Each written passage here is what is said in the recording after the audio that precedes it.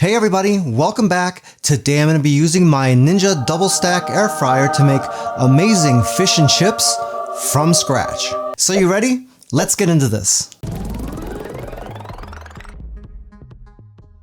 Alright, for this recipe we need a whole bunch of ingredients. For the French fries we need some russet potatoes, a little bit of olive oil, and a little bit of salt and pepper. For the tartar sauce we need mayonnaise, a little bit of sweet relish, Dijon mustard, some lemon, and some thinly sliced green onion. And finally for our fish we need cod. If you don't want to do cod, you can also substitute a couple of different fish. My alternatives that I like are haddock and pollock. In fact, I wanted to do haddock and I just couldn't find it anyplace. To form the crust for this we need all-purpose flour, panko breadcrumbs, a couple of eggs. We have an herb combination here that I already mixed, which consists of salt, pepper, garlic, and paprika. And the last thing we need is a little bit of olive oil in a sprayer if you have one. If you don't have one of these, you can get them over at Walmart for something like $12 or something. These come in really handy and I'm going to show you why in just a couple of minutes. If you'd like to make this recipe, all the ingredients and measurements are down in the description of the video, along with the calorie count, the protein, the carbs, and the fat. Alright, the first thing we're going to do is get some tartar sauce ready so I can get rid of some of these dishes. So we have our mayonnaise right here, and really this isn't rocket science, we're just mixing in all these ingredients. So here goes my sweet relish. The amount of this relish you're going to use is going to depend on how much relish you want in your sauce. I happen to like this in there a lot, so I got a lot in here. You don't have to put it all in though, so that's totally up to you. Next I got my Dijon mustard. Just going to mix this up a little bit. Kind of a small container, but that's okay. Next we got our onions. We're not putting very many in here. I'm using most of this as a garnish for the dish later. So I'm only using about 1/3 of what I got here. And I'm going to squeeze just a little bit of this lemon juice into this. There we go. After you get all this mixed up, just give it a little taste to make sure it tastes the way you want it to. And for me, ooh, that's perfect. And if it wasn't, I probably wouldn't tell you. Anyway, we'll set this aside for now. Next, we're going to move on to prepping our fries. You can do these two different ways. You can use a potato peeler and take off all this skin if you want to, or you can do what I'm going to do and just cut them with the skins on because I kind of like that steak fry look. Also, I'm lazy and it's easier this way. So I just put these out of the way.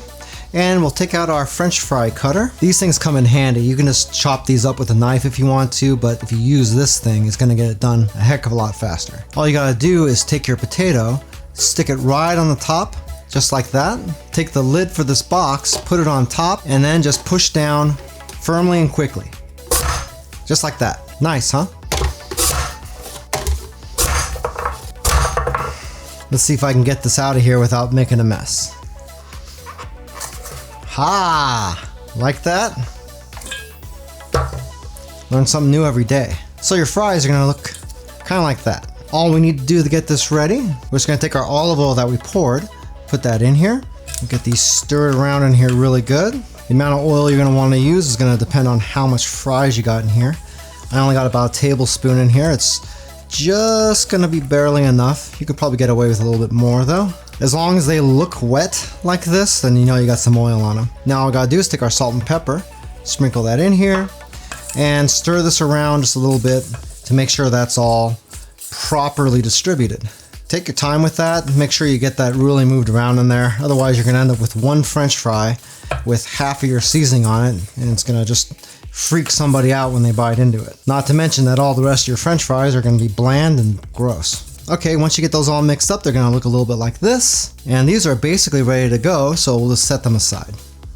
See, we're getting through our ingredients pretty quick. Now, we have our fish. With the fish, there's one thing we wanna do first, and that's to make sure that these are as dry as they can be. If they're too wet, they're just gonna steam in the air fryer and you're gonna end up with panko that's just kind of mushy. That probably sounds pretty gross to you, and that's because it is. So really to take care of that, it's really easy. Just take each one of your pieces of fish and just give it a nice little dab with some paper towel.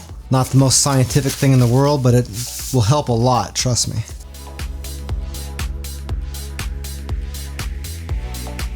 Getting closer, folks. Okay, now we got to prepare our dipping stations. We've got one station that's just going to have egg in it. We've got one that's just going to have all-purpose flour. And we got one that's going to have panko crusting. In addition to that, we have our herb combination. You can mix your herbs into the all-purpose flour, which is how most people like to do it, or you can just season the fish directly first. I like to put it into the all-purpose flour, so that's what I'm gonna do. And then I'm just gonna take a spoon and get that mixed in really good.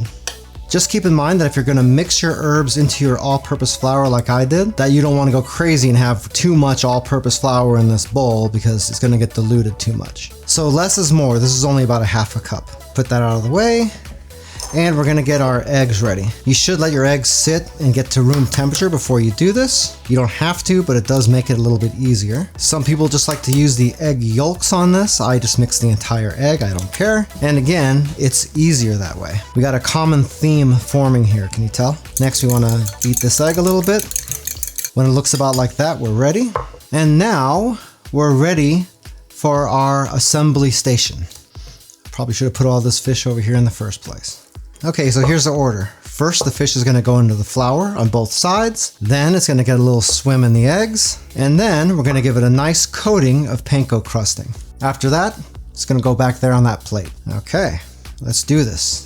Hey, by the way, if this is your first time here and you wanna learn some cool new recipes, get some great cooking tips and tricks and all sorts of other kitchen related things, then start now by subscribing to the channel and clicking the notification bell so you never miss a thing.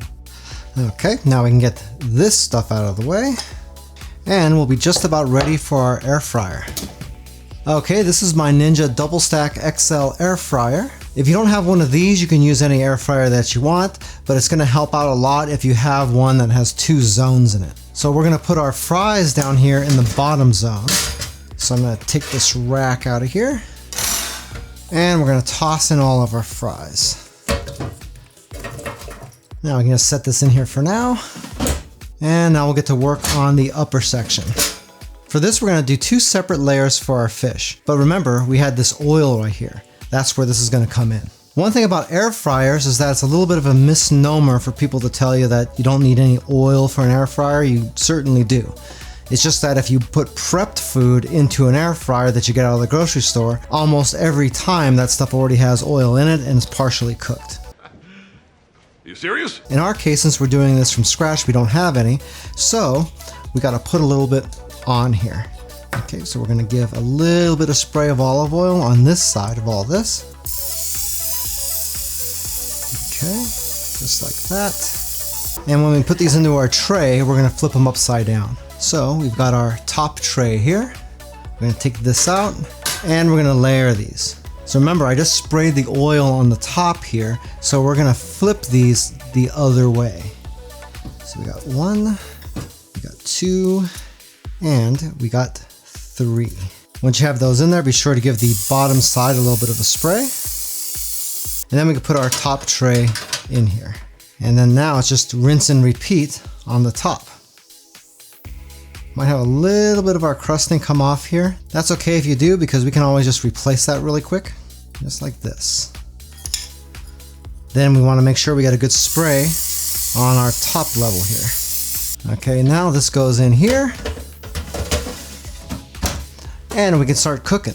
Now on this, we're using both baskets, but we have different types of stuff in the 2 baskets, so we're gonna have to cook them a little bit differently. 1, because they take different amounts of time, and 2, because they take different temperatures. So in section number 1, which is the top layer, that's where we have our fish. So for the fish, we're gonna set it to air fry. The temperature is gonna be 390 degrees, and we're on the dual zone, so we wanna set this for 20 minutes. So it was kind of already set to the settings that we wanted. The bottom one is the French fries. That's gonna be a little bit different. So we're also gonna air fry those. We want the temperature on those to be 350 degrees though. And then the time on those is gonna be about 40 minutes. Now you can see that I've got them at different temperatures, but more importantly, different amounts of time. So what I'm gonna do is go down here to where it says Smart Finish and click that button.